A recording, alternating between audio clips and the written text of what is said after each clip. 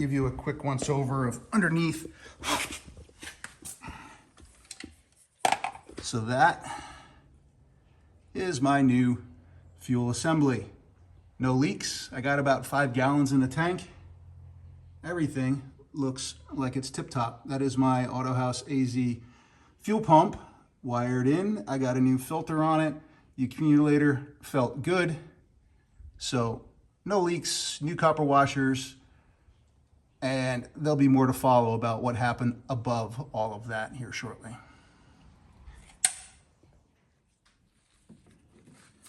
So here is 1, 2, 3, 4, 5, 6. This is 7. So you can tell where the ring was, where the engine sat for all those years, but no rust, no water. I mean, I have let it soak for probably a month now with that ATF in it. We'll get a look at 8.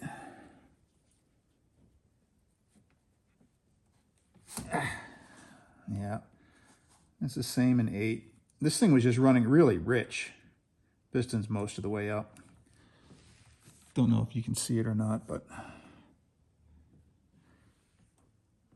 the walls look exactly the same in all the cylinders. So I'm going to call that a win. So, don't ask me why that's green, but we are on 0 there. I had to clean that to even be able to see the numbers.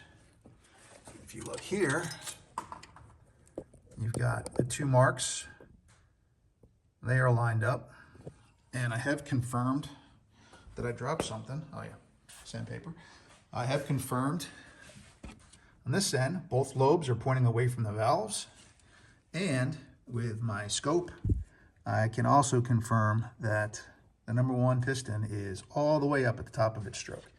So, right now, I should be able to put this guy in there. So let's get to that. So what we're going to do, if you look on the outside ring of the distributor, there is a mark roughly in this location off of the vacuum. And that's going to be where number 1 is. I don't know if you can see it or not, but it's right there. And we're going to align this to be dead nuts on that mark. See the mark there? Turn it so it's on it. And we're going to try to drop this in place so that way the adjustment is going to be roughly in the middle for that bolt of this range down here. So that's going to be the plan. I did put a little bit of lubrication in there, and we'll see if this is going to play out. Of course, that green wire is going to be the bane of my existence. So, and I think I'm off. Gotta go up.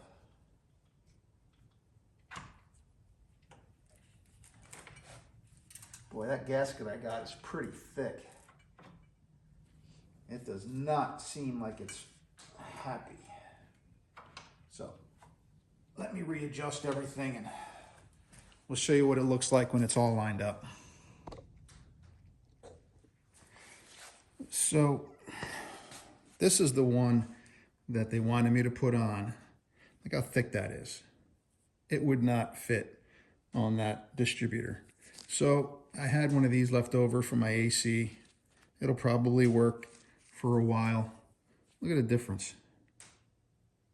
So it still gave me a little bit of snug fit. So I feel pretty confident putting the one in there, but this, there's just no way this was gonna fit in there. Ridiculous. But anyway, it's in and I have it kind of centered. I'll show you what I'm talking about. So being very careful with that green cable, I routed it down and underneath the housing and back up the other side with a crankshaft position sensor. So I have it in neutral, I guess midway for max adjustment. So that lined up. The dot or the mark is here. The distributor is pointing directly towards it. I mean, correction, the rotor. And I'll prove it. There, rotor is in.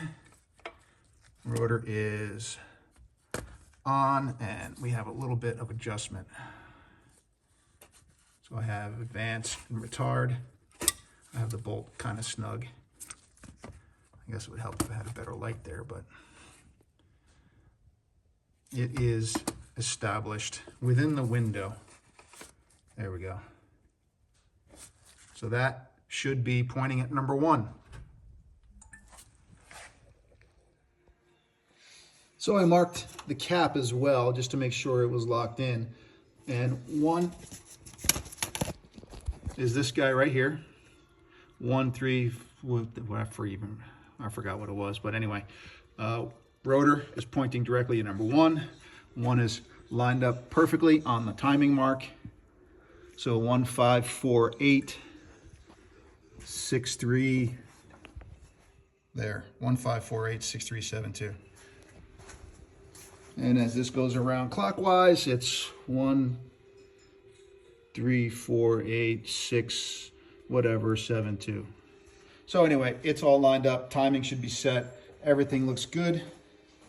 Coming around to the oilers, because I was worried about these. They all seem locked in place, in good condition.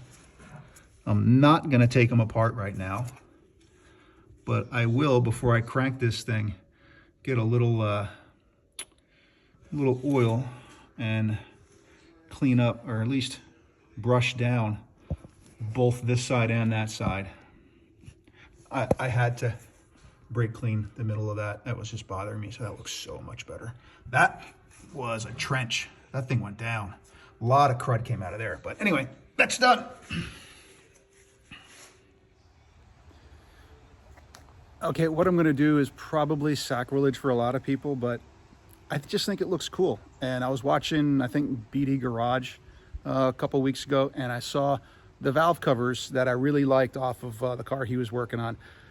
So I know what OEM's supposed to look like, but anyway, this is what I want to do. I mean, come on.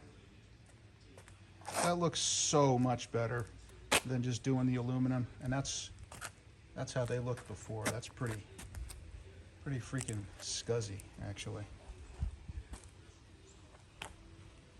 But I think the black contrast on top of the aluminum is going to look really nice. So yeah, that's going to come out nice. Maybe it'll just make it my touch on all the cars I do that need this kind of treatment. And out here at the paint booth,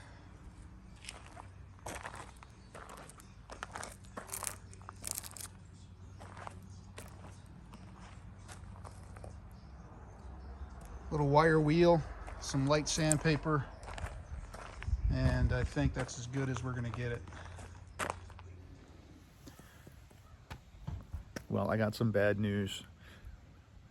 The tank, which I had high hopes for, doesn't look like it's going to pan out right now. The vent, the return line, I should say, is solidly plugged. There is no getting anything through it. And here, let me show you. So that is the return line.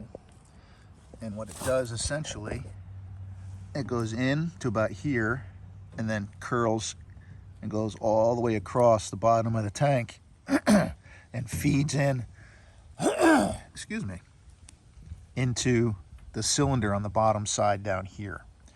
So this whole line starting from here is plugged solid to where I had like 8 gallons in the tank, and this thing wasn't letting anything through. Blowing air in here. I crammed steel lines in there as much as I could, trying to get it to clean out. So I think it's going to need major surgery, or I got to find a shop that can either recondition it, or I'm just going to buy a new one. So we're going to do plan B. And plan B is the fuel tank I reconditioned in that one. Quick update on this. Well, there is none, honestly. Well, strike that. I did get the headlight switch in. Look at that. Yes, I'm very proud of myself. My problem is I'm missing the bolt. I don't know where it went. That clamp bolt for that. I've looked and looked, and I'm going to keep looking. But then I get sidetracked because I got to take and fix the foot pedal. That's rusted and broken off. That is driving me nuts there, so I got to take care of that as well before I can put my dash back in. So those are the three things I got to do before I get to where I thought I'd be an hour ago. So aside from that, battery box. I've been putzing around, doing little things. Put the new spark plug wire holders in place. I got my new air filter mounting brackets, well, refurbished, in place. They're looking pretty badass, I gotta say. So, yeah, the good progress. Fortunately, my son is out here doing stuff. And, yeah, more parts. The tank is loose and almost ready to go. Everything looks good in here. Everything is loosened. We got the clamp for the return line underneath. We got to get on that side. And he's currently dropping the entire assembly under here. Well, he's putting jack stands in right now, but I'm going to go drop all that to get the big hose out of the way off the bottom of the tank. So that's where we're at. That's what's happening. So the tank should be out here probably in the next 30 minutes. And like I said, at least somebody's working. Well, I didn't get anything done in here. Still looks exactly the same as it did earlier. However, we did manage to get the fuel tank changed out and checked it out before I put it back in because it's been a minute. So there is the tank in all of its glory. The new one, it's in place. So I'll snug everything back down. I got a new gasket for the filler neck over there in it. Everything is buttoned up as far as that goes. So I think tomorrow or the next day, I'm not sure which day yet, I'm gonna get back to the dash, get the dash in, and then we'll put the engine back together. And I think I'm gonna pressure test the injectors before I just assume that they're all gonna work. I wanna know if they're all flowing equally. So that's our wrap up for today. I've had enough. So we'll get back to it here shortly. Intake is back in. Everything has been torqued. Just hit my head again. Intake is back in. Intake is torqued down. And I think I'm gonna start buttoning up some of the rear things before I put the fuel distributor back in there. And then maybe valve covers on. All right, I like it. I like it a lot, actually. Nice high temp satin. I think that came out really nice. I'm kind of tickled about this. Tickled. Yeah, giggly, I guess. Yeah, I'll take it. So, yeah, kind of impressive. Yeah, I'm a fan. All right, that's gonna cut it for today. I think we've made some good progress.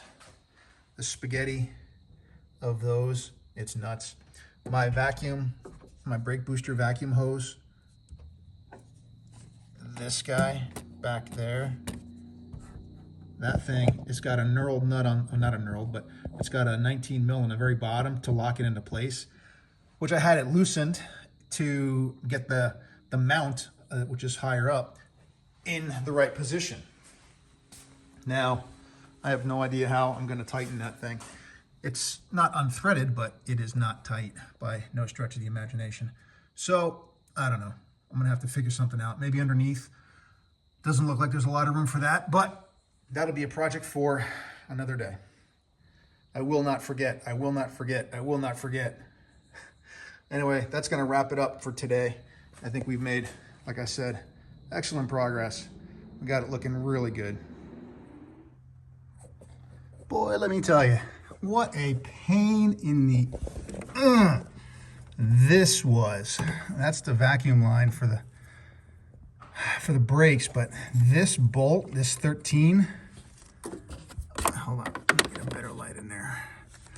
Yeah, that bolt for the 13, what a pain, because you have to align 3 brackets. This one, this, and that linkage there for the kick down. And all 3 of them don't want to be centered over the hole. Oof, and there is 0 room for error. So I actually had to re-tap everything. Well, I guess the one, but that's a pain in the ass, I promise. Because this had to come back out, the vacuum line, the hose had to come back out, super tight working in there. Of course, it's a torqued bolt on the other end here for the intake manifold. Just, what a nightmare. So that being done, and that's gone. So luckily, always prepared. I've moved on and I put my 4 injectors on bank 1 in. 1, 2, 3, 4. See that? And there's not a whole lot of information on torque specs on these things. Some say 3, some say 5, but what I found is there's a tension on the spring. I'll try to point to it here, but this, which the nut goes through, has a tension in this bend. And once you get it in position, you'll see how it slides down the nut. Maybe. So it'll slide down the nut the more you tighten it down. And once it bottoms out, you might want to help by pushing on this end a little bit to make sure you get it level as it's going down. But when it slides down the bolt, it'll lock it in place in that little housing. The injector head nut, whatever you want to call it, gets locked in that housing. And as you torque or tighten that down back here, this will slide down that nut on the injector itself about halfway. And you'll feel it bottom out, and I wouldn't go much past that. So those are all matched on this side. Put my air valve in. My new hose is underneath everything. So this side will be buttoned up here shortly. I'm going to move on to bank number 2. Well, I got it back kind of in the orientation. I'm sure I'm going to have to take some of these things apart. Like these vacuum lines, they're going to be a nightmare because I think they run underneath the manifold, actually, way down underneath. I do have that hose back in all the way across, the new one. Got the new air lines in here, and on the other side, I added both of the warm-up regulator lines. They're going to be the first things to go back in because they're going to get buried by the other 8. Got this sorted out kind of in the right position. And all of those connections on this side of the regulator, from the fuel pressure regulator up to the distributor, are all in and tight. So, yeah, making a little progress. I am delaying putting my fuel injectors in, as you can see, because I want to flow them on the car once I get all of the lines in. I want to make sure that we're getting mostly equal output. We'll see how that plays out. We'll see if that ultrasonic did its job. So I think next I'm going to take off the line going to my cruise control, get that off, clean that up.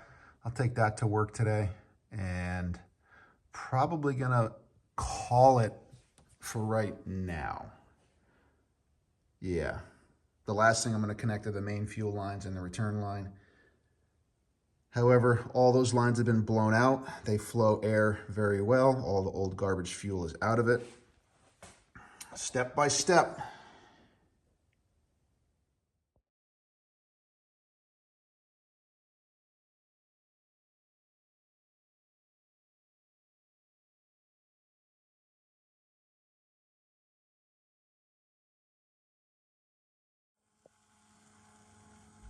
All right, power is on. No burning smells. The heater motor over there is running a little bit. We're in the run position, so nothing's been cranked yet. Obviously, missing the fan shroud, a couple other things, but anyway, we should be good to crank it. I'm not trying to fire it, obviously. Wires are off. I do want the fuel pump to run, so I am curious to see if the starter will crank the motor. So, all right, kiddo. Ready?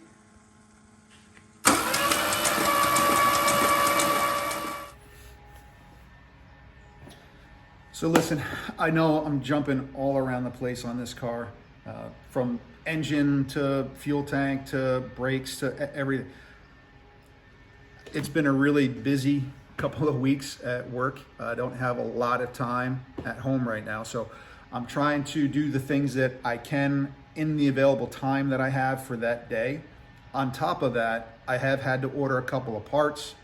So with the fuel system being mostly done, a couple of lines to connect, etc., I think that is basically buttoned up for now. The concern I have right now is my coil, trying to get my coil sorted out, making sure I have one that's going to work on that. So I still didn't have any spark before when I was trying to crank this. And in that cranking video with no plugs or anything in it, all the cylinders were open. Yeah, I apologize for cutting it so short. That was a phone storage issue I had. So yeah, just ran out of storage space on my phone. So that is been resolved.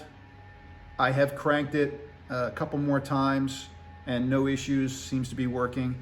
But I do believe I'm gonna have to replace the green wire and that'll probably mean I'll have to take that distributor back out again. So anyway, that's what's been going on lately.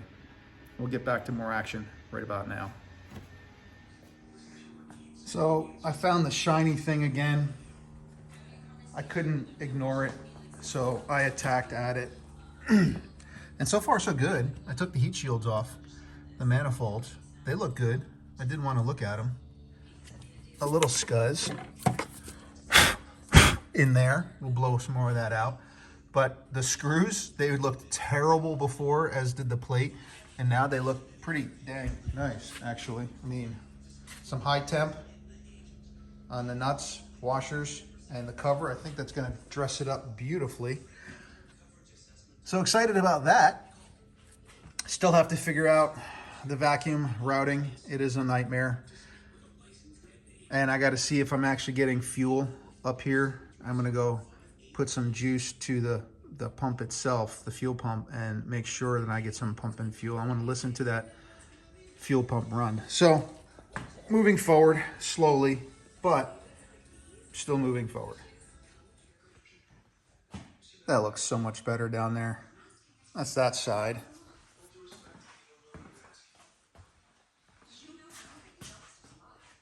Oh, so much nicer looking. Just a little color contrast goes so far.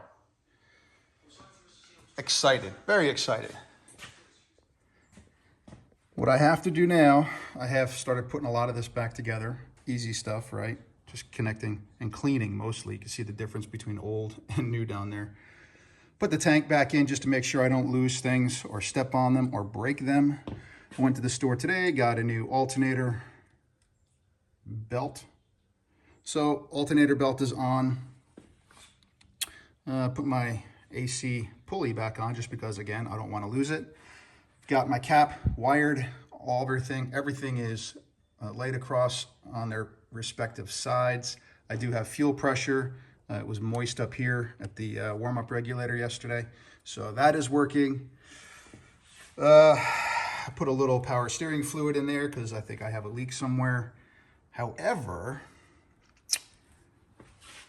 oh yeah, I even did the lower coolant belt, or coolant hose. So she's all happy and in place and looks good. And you won't believe this, but look, that's all I spilled. That's it. I saved what I took out. I only got a gallon out. See, saved it, strained it, saved it. I'll probably reuse it just to get through the initial push of the engine running again and a few heat cycles in it. And then we'll get some fresh stuff back into it once I decide whether or not I'm gonna pull the engine and clean the engine bay properly or not.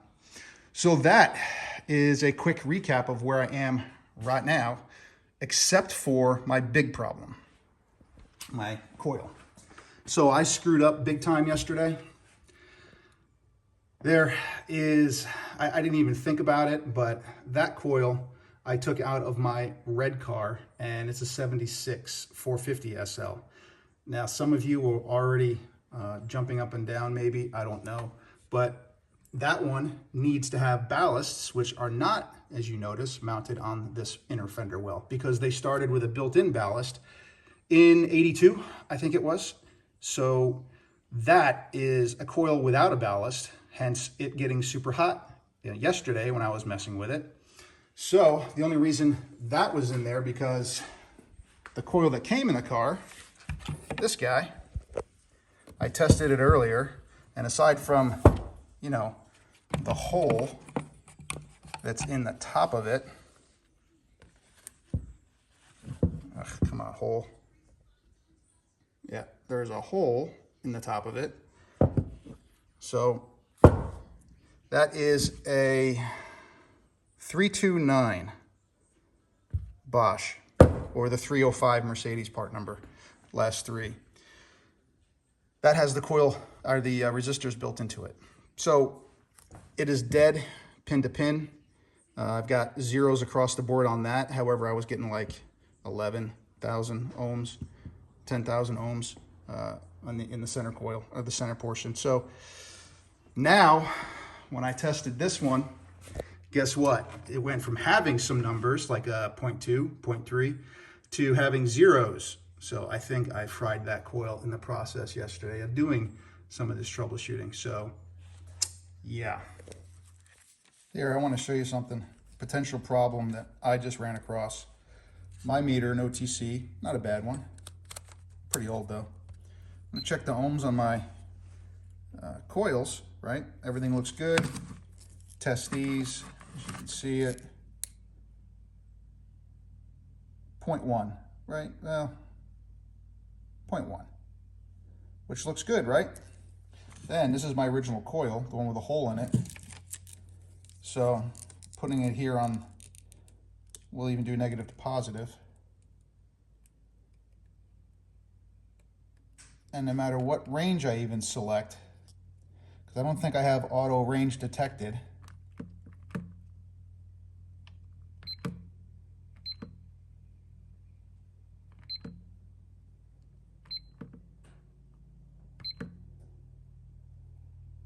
nothing, right? That looks dead on the primaries. I can go test the secondaries.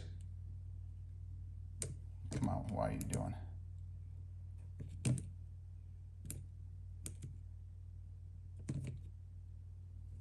Well, now it's not doing anything. So my concern was I ended up buying another one, because I even tested my blue cap coil from my 450 SL, and that showed up as zeros as well. However, when I went and got my backup, just to confirm what I was seeing, because the new one I got was showing up exactly the same. This one, if you can see it or not, give you a little more downward angle, I guess. Come here. So this one auto detects and came up with pretty much zeros. Then put the clamp on this one, and this is my old one. I got a 0.2, which is, I believe, in spec for this one. And if I go to secondaries, I got a 14. That's pretty darn good. So that's still a hot coil. So I'm a fan of that. So I think I'm just going to reuse that one. However, here's the one I just bought, came in the mail just a few minutes ago. I suspected it as being bad because I tested it with my other coil, and the primaries Auto detect, 0.2. And the secondaries, look at that, 9.2, almost 9.3. So another really good coil. This one has a little tab in it though. It's not been smashed out up here. So I'll even check this guy. Auto detecting 0.3, okay? And the primaries, the secondaries, basically a 9.0. So I got 3 good coils, all because my meter is giving me shit readings. And that cost me 40 bucks. Note to self.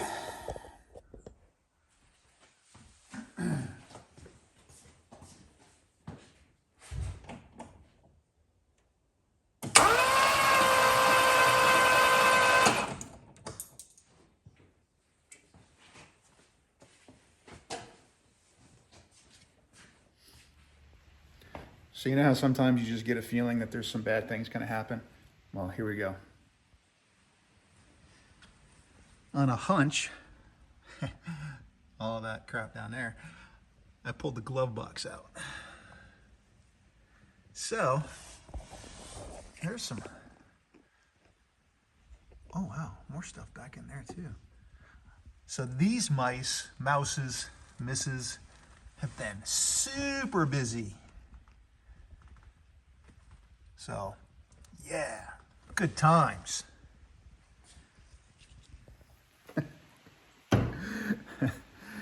And then, once you get all that cleaned out, you end up throwing away the tiniest little screw in there, which fits where my finger, right there, that little screw, very specific screw. Yes. Well, I think I know what they used to make their nest out of. And other good news, I found it. That little guy. Focus? No, you're not going to focus? No. No, that's nothing to do with focusing. Anyway, that little guy, very specific. Now, the shop vac. Well, I got what was in the glove box. I didn't get what was in the kick panel. Boy, this was the Taj Mahal. These guys were living the life in here, man. Some of those guys brought in some heavy-duty equipment, too. Got a box just floating around in there. Huh. All right.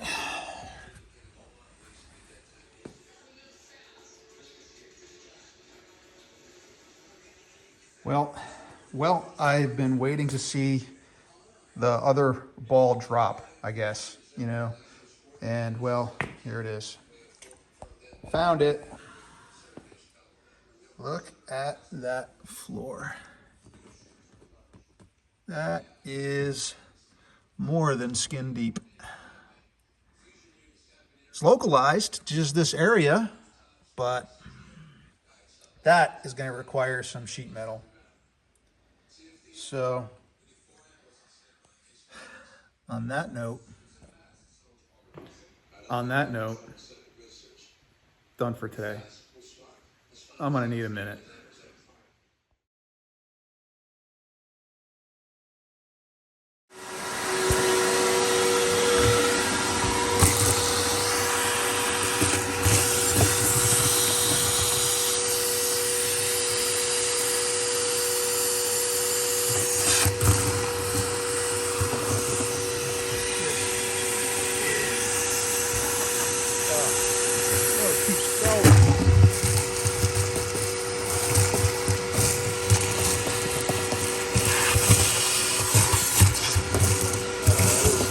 Terrible.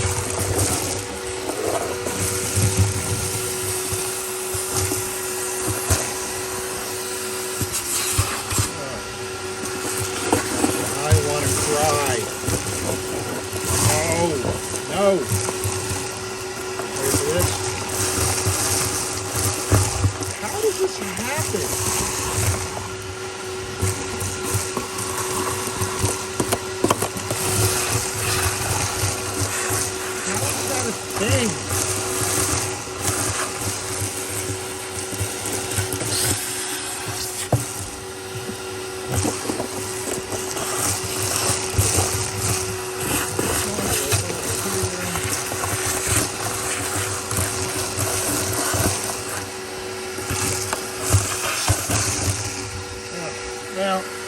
idea.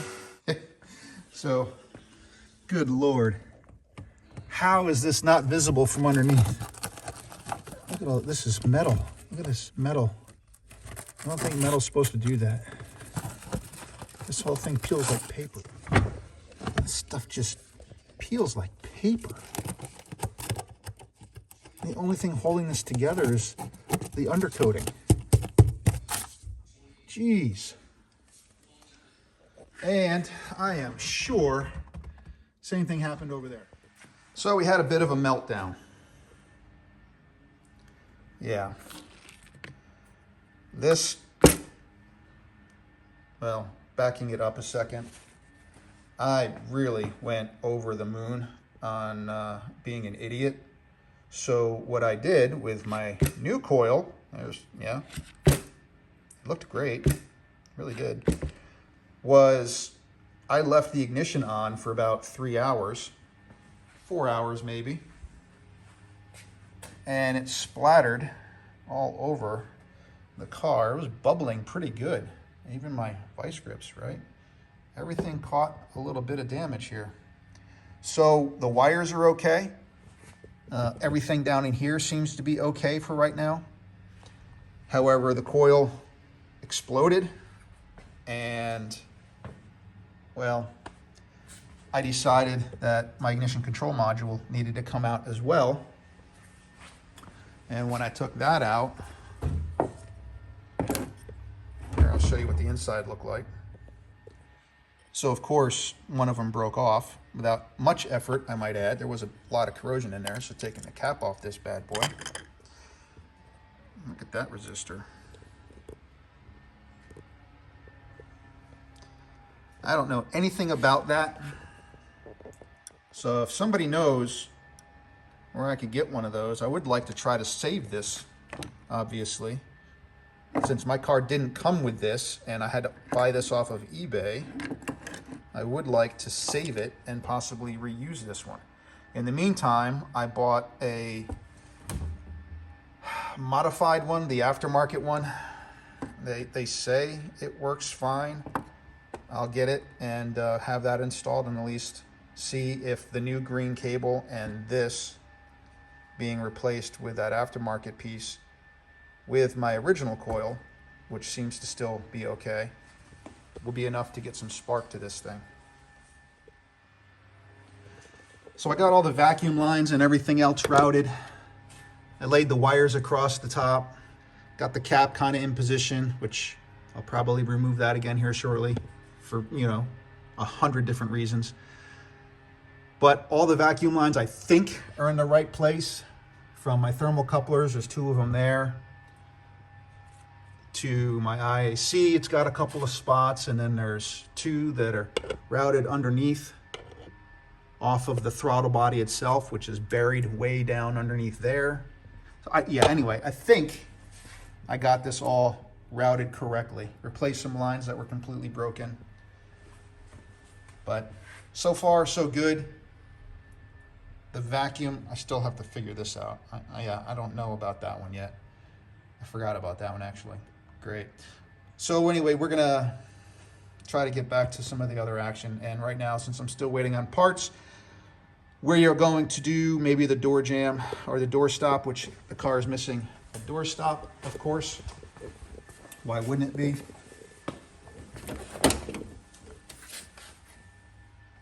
Yeah, just completely gone. And I also threw in a new master, which only took like 20 minutes. I still have to bleed the brakes for that. I'll get that done and out of the way. I'm going to knock out a lot of the little stuff and do some more cleaning and vacuuming. Like getting up inside the blower motor, making sure that is cleaned out as well. So, yep, let's keep rolling forward. Parts are coming in. There we go. If you guys are still looking for this thing, I know some places aren't selling it anymore. And I know there may be some adjustments that have to be made to the ends. Also, what came today, yeah, my new door stop. Well, my used new door stop. So I'll get that installed as well and have at least some control on my driver's door. got my rear brake out because apparently my master cylinder and everything else is perfectly fine. I think both calipers were seized, and I think I was right. So this guy just came out. This is the outside, inside. So this is the inside piston, and that one was really stuck down in here. And then the outside one popped out, a little air pressure on the inside. Used the brake pads as a cushion, which still have plenty of life. I think I saved these for the most part. My dust covers, my boots. I don't have a kit for it, so I'm not going to separate the two halves, which you can easily do. Just 2 screws here and 2 screws here, but I don't have those little O-rings. Maybe I do, I don't know. But I don't have the seals on the inside anyway, here and on this one here. So no seals. I'm going to try to refurbish and at least get this thing to start working again without a rebuild kit. And challenging to say the least, because as soon as I put this on the wire wheel, that fell apart, so I got to put a rivet in there. Polish these up a little bit, got a ton of grime off those. That's what we're doing, trying to get brake pressure to the rear of the car. There we go. New rivet in. This screw is kind of loose, so everything seems to be good. Both pistons are back in. The seals all felt good. These slide pretty easy. Pistons went in. I pushed them in with my fingers pretty easily, so now they should not be seized up. I'm gonna put this one back on the car and see if I can bleed it now. I figured why not show you how I do this. All I did is take it off the car. Literally the two 19 millimeters here.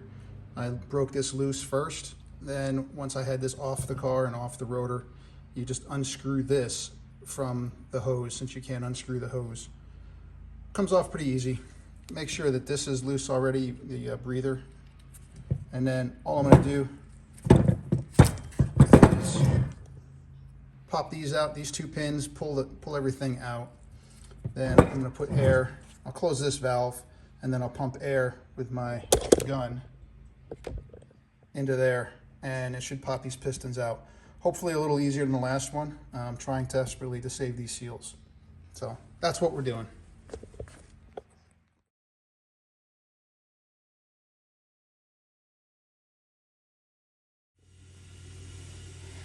So that was annoying.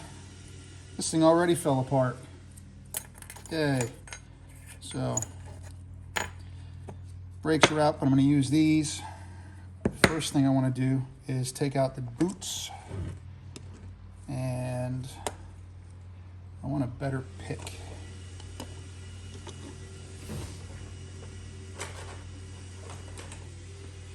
"90 degrees" is fine. Get behind that here.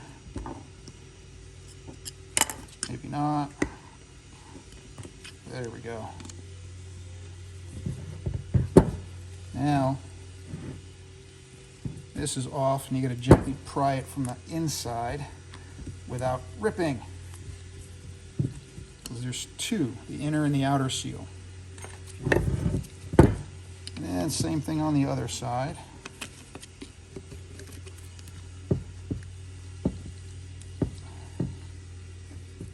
There it goes. You feel it separate, and the gasket, or the seal, feels really pliable, so I'm not worried about the seal. There. All right. As you can see, all the crap that's in there. Now the joy is to try to pry these 2 pistons out and polish them up again without terrorizing anything. So let's put this guy back in and close that valve. Like that. Put that in, and then I like to put a rag over the top just in case. And here we go. Oop, there it goes. We had some motion. Oh, sweet. They both moved. Nice. All right, I'll take one out and do that again. Yep, that's the sound. All right, that one was easier. So this is in weirdly better shape since this one didn't want to do anything at all in the car. It wouldn't let any fluid through. So just keep these oriented in the right location. So this is my outer. This is the outside of the wheel side. This is the inside of the wheel. So set that to the outside.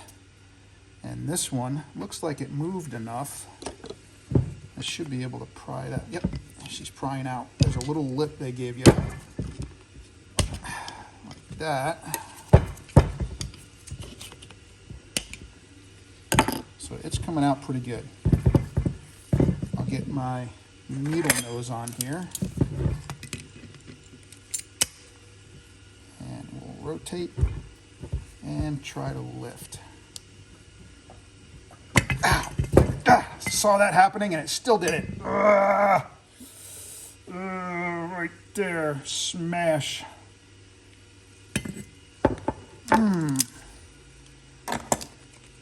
That's gonna hurt. So you get a feel. Oh yeah, it's sticky and grabby in here. And this cylinder, it's sticky and grabby. And what happens is nobody changes the fluid in their cars, and then when the car sits for any amount of time, there's no motion, the moisture that's inside the brake fluid takes over and turns things to rust. In probably 4 or 5 years, things start going sideways. So as long as I didn't tear any of the seals, and so far they feel okay,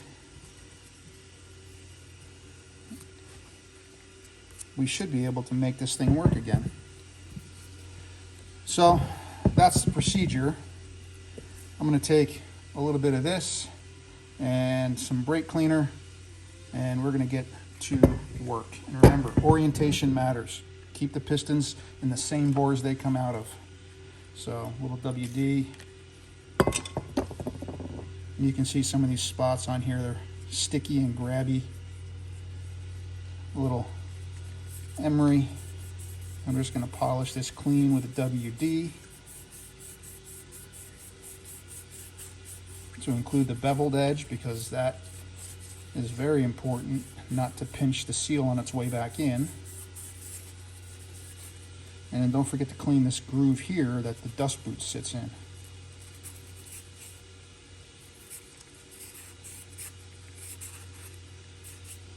Then give it a whirl, make sure there's no burrs or anything standing out.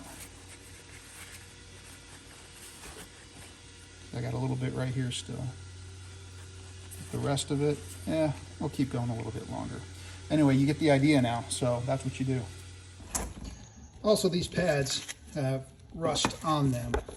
They are in really good shape, so I'm not going to get new pads. I'm just going to recondition them real quick. We'll get the rest of the car sorted out first, and at some point in the future, we will put new rotors and pads probably on this thing. But I want the car running and driving and proving to me that it's worth my time and more money beyond what is absolutely necessary to get her up and going again. So just keeping it even and taking the coat of rust off, and this is going to be so much better.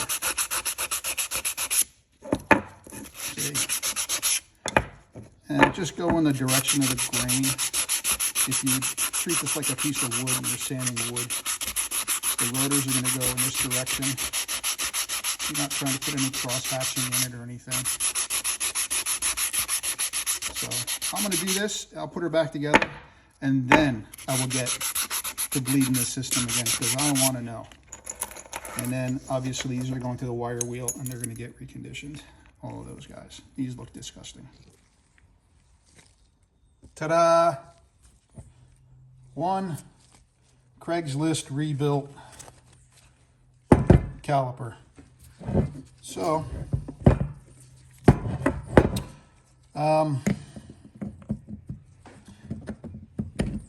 get in there, you. Come on. Yeah, get that. Okay. And you, You went in too far. Come on, there you go. There's one. 12 tap. Pin. Spring compressed pin. Tap tap. Until they're flush. And just like that, this caliper is ready to go back on the car. So I wanted to close the loop on my brakes. I don't think I ever did. So the master, right? It's broken into chambers, obviously. What I didn't pay attention to, because this was so dirty, I had to take it off a second time to clean it, was the front chamber was never getting fluid in it because I wasn't filling it high enough. There's a tiny little air pocket on the top that allows the fluid to transfer to the front. And now we got it in there. You can see it wiggling, but make sure if you're ever filling this thing up from scratch, changing your master cylinder, that you get it high enough to fill this front chamber. Make sure you're getting it in there. Anyway, that was the bulk of my problem with my rear brakes not getting it, because this line here is for your rear brakes, and I wasn't getting anything out of there. So anyway, food for thought. We'll close the loop on the brakes. Brakes are done. They're compressing. Everything is great on them. I'm very happy with my brakes. Wanted to take the driver's seat out. As you can see, I want to get under these floors, all that crap. The whole floor was covered in that stuff earlier, but I'm going to take that bracket out and get that so it works right. I already took the big piece out, and that's my wedge I use with a pry bar to kind of keep that big bracket. This guy over here aligned with the hole. As you can see, this is the outside edge. Really bad shape. This thing is just scuzzed beyond scuzz.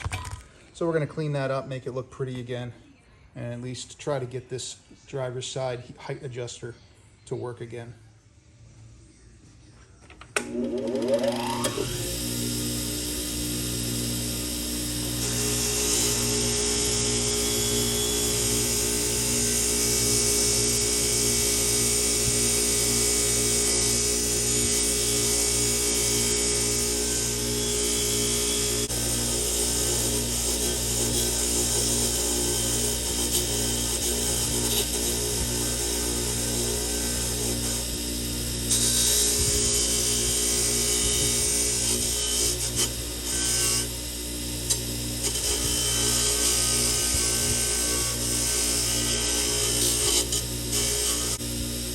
Well, you get the idea. Not the best day to paint. However, I think we're looking a lot better than what we were. We'll do some silver dusting here shortly and call it good. And that is so much nicer. I mean, come on. Oh, even the inside is nice. Yes, clean to where you're not afraid to sit in the car anymore. Perfect. Something I forgot to show you. Look where they have my data plate. On that seat rail, outside of the seat rail. That's crazy. Yeah, these seats are getting obviously reupholstered here soon, because I hate even going near that thing. I mean, it's not like I sit on that as it is, but I know that it's under the blankets or whatever I'm sitting on top of, and it's still, even though I know it's been cleaned 3 or 4 times, I just, you know, just, ugh. I'm Derek, this is 4 in Tune. Oh, look at that, even up there, really? See you next time.